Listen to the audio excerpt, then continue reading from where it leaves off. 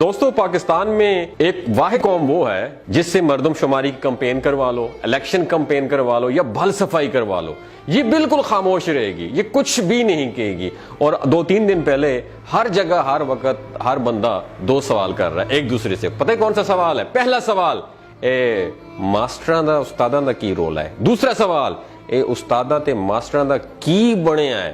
دوستو میں آج ان 2 سوالوں کے جوابات دینے کی کوشش کروں گا۔ سب سے پہلے تو یہ اساتذہ کا مسئلہ بالکل بھی نہیں ہے، بلکہ یہ 2 طاقتور ادارے چھوڑ کر باقی تمام ملازمین کا مسئلہ ہے۔ اس میں آپ بھی شامل ہیں، میں بھی شامل ہوں۔ مسئلہ یہ ہے کہ ملازمین کو نوکری دیتے وقت آئین نے جو حقوق دیے تھے، اب وہ تمام حقوق ختم کیے جا رہے ہیں۔ گریڈ 1 کے سویپر سے لے کر گریڈ 20 کے آفیسر تک ہر بندہ، یاد رکھیے، نوکری کے پہلے دن سے لے کر آخری دن تک اپنی اصل تنخواہ سے کٹوتی کرواتا ہے۔ پتہ ہے کیوں کرواتا ہے؟ وہ اس لیے کرواتا ہے کہ جب میں ریٹائرڈ ہو جاؤں گا تو ریٹائرمنٹ ملے گی، جس سے اپنی بیٹی کی شادی کر لوں گا یا پھر اپنے بوسیدہ مکان کی مرمت کر لوں گا۔ اب حکومت یہ حق بھی ختم کر رہی ہے۔ ایک انسان کوئی بزنس کرتا ہے تو وہ بزنس اس کی وفات کے بعد اس کے بیٹے اور اس کے بعد نسل در نسل ٹرانسفر ہو جاتا ہے اور پھیلتا بھی جاتا ہے، ایکسپینڈ کرتا ہے۔ یاد رکھیے، ایک سرکاری ملازم اپنی آدھی زندگی تعلیم میں اور پھر 60 سال تک کی عمر اپنے ڈپارٹمنٹ کو دیتا ہے کہ ریٹائرمنٹ کے بعد جب میں بوڑھا ہو جاؤں گا تو گورنمنٹ میرا سہارا بنے گی، گورنمنٹ مجھے سپورٹ کرے گی۔ ان کی پینشن، یاد رکھیے، اب ختم ہو رہی ہے۔ جب سب ملازمین کا مسئلہ ہے تو ٹیچر کیوں احتجاج کر رہے ہیں؟ میرا سب سے بڑا سوال ہے، باقی ڈپارٹمنٹ ادارے کیوں نہیں، باقی محکمے کیوں نہیں کر رہے ہیں؟ اس کا جواب یہ ہے کہ 7.5 لاکھ فوج کے بعد دوسرے نمبر پر سب سے زیادہ تعداد اساتذہ کی ہے، وہ سب متاثر ہو رہے ہیں، اس لیے احتجاج کر رہے ہیں۔ اب سوال یہ ہے کہ سکولز کی تالہ بندی کر کے بچوں کا تعلیمی حرج کیوں کیا جا رہا ہے؟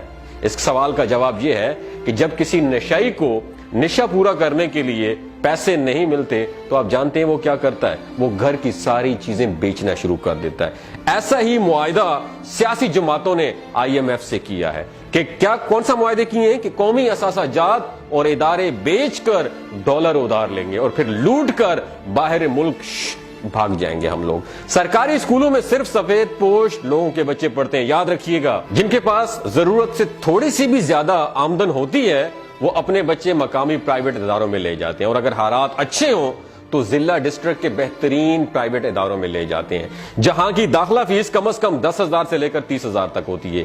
یہ باتیں میں فرضی کہانیاں نہیں بتا رہا ہوں، میں نے بھی ایک سرکاری جاب کی ہے، مجھے بھی پینشن مل رہی ہے، اور میں یہ اپنے لیے نہیں، میں تمام اساتذہ کے لیے چیخ رہا ہوں، تمام اداروں کے لیے چیخ رہا ہوں جن کی پینشن ختم ہو رہی۔ میں الحمدللہ اچھا خاصا کما رہا ہوں، پینشن نہ بھی ہو تو کوئی فرق نہیں پڑتا، لیکن ان کے لیے ضرور بولوں گا جنہوں نے ہمیں اپنے پاؤں پہ کھڑا کیا، جنہوں نے ہمیں جینا سکھایا۔ یاد رکھیے، سرکاری ملازمت کو، کچرا حکومت کو یہ ٹاسک دیا گیا ہے کہ سرکاری اسکولز کو بیچ دو، پرائیویٹائز کر دو۔ ان کے انکار کے بعد ہم عوام میں جانے کے قابل نہیں رہیں گے۔ جاتے جاتے انہوں نے کیا کیا؟ یہ قانون پاس کروا دیا کہ نگران حکومت اپنے فرض الیکشن کروانے کے علاوہ ہر وہ کام کروا سکتی ہے جس کی پہلے آئین میں اجازت ہی نہیں تھی۔ نگران حکومت اپنے ٹاسک کو پورا کرتے ہوئے سرکاری اسکولز کو غیر ملکی NGOs کو بیچ رہی ہے، جو اپنی مرضی کی فیسیں لیں گے اور اپنی مرضی کا سلیبس پڑھائیں گے، جہاں ایک طرف روح ایمانی کا خاتمہ اور دوسری طرف سفید پوش لوگوں کے لیے تعلیم دلوانا ناممکن ہو جائے گا۔ اس طرح کی بھیڑ بکریوں اور ان پڑھ طبقے کو بے وقوف بنانا آسان ہوگا، جیسا کہ پچھلے 76 برس سے ہمارے ساتھ ہو رہا ہے۔ تو پھر احتجاج کس کو کرنا چاہیے؟ کیا تعلیم صرف ملازمین نے اپنے بچوں کو دلوانی ہے؟ اگر تو باقی عوام بھیڑ بکریاں ہیں تو پھر واقعی ماسٹران دا رولا ہے، اگر نہیں ہے تو یہ رولا آپ سب کا ہے، یہ رولا میرا ہے، اس رولے کو اپنا سمجھیے۔ یاد رکھیے دوستو، بلا شبہ کسی قوم کی ترقی کا راز اس کی علمی استعداد میں پنہاں ہوتا ہے، اور تعلیم کے میدان میں آگے بڑھنا اور قابل اور مخلص اساتذہ کے بغیر بالکل بھی ممکن نہیں ہے۔ بدقسمتی سے ہم تو اس راز کو نہ سمجھ پائے، لیکن اہل مغرب نے استاد کی اہمیت کو خوب جانا اور دل سے مانا ہے۔ اس کی ایک خوبصورت اور اچھی مثال میں آپ کے سامنے پیش کرنا چاہتا ہوں جو کہ مشہور دانشور میرے استاد محترم اشفاق احمد نے بتائی تھی۔ وہ بتاتے ہیں کہ جب میں اٹلی کے شہر روم میں مقیم تھا تو ایک بار اپنے جرمانہ بر وقت ادا نہ کرنے پر مجھے مجسٹریٹ کی عدالت میں پیش ہونا پڑا۔ جب جج نے مجھ سے پوچھا کہ جرمانے کی ادائیگی میں تاخیر کیوں کی تو وہ کہتے ہیں کہ میں نے بتایا کہ آئی ایم اے ٹیچر، میں ٹیچر ہوں اور کچھ دنوں سے مصروف تھا اس لیے جرمانہ ادا نہیں کر پایا۔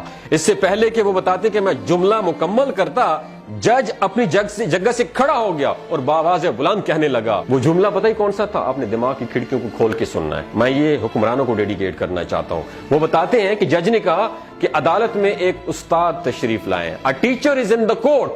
یہ سنتے ہی عدالت میں موجود سب لوگ اپنی نشستوں سے کھڑے ہو گئے۔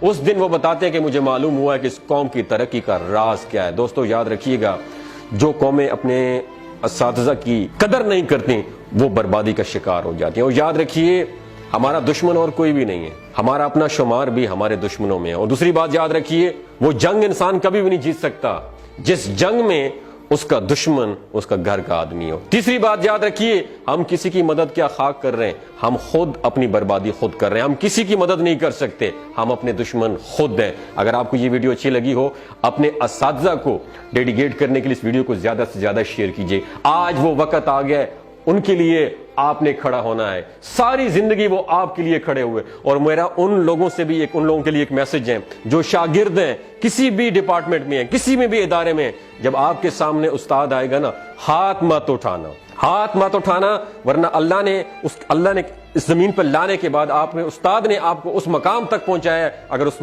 استاد کے سامنے آنکھوں میں آنکھیں ڈال کے کھڑے ہو گئے اور اگر آپ کا ہاتھ اٹھ گیا تو یقین مانے آپ زمین دوز ہو جائیں گے، زمین بوس ہو جائیں گے۔ خیال رکھیے گا یہ گناہ کہیں آپ سے سرزد نہ ہو جائے۔ اپنے اساتذہ کے آپ کے سامنے آئیں تو ان کے پاؤں کو چھوئیے گا، کیونکہ انہوں نے آپ کو اس مقام تک پہنچایا ہے۔ اپنا اور اپنے ساتھ جڑے رشتوں کا خیال رکھیے گا۔ اللہ حافظ۔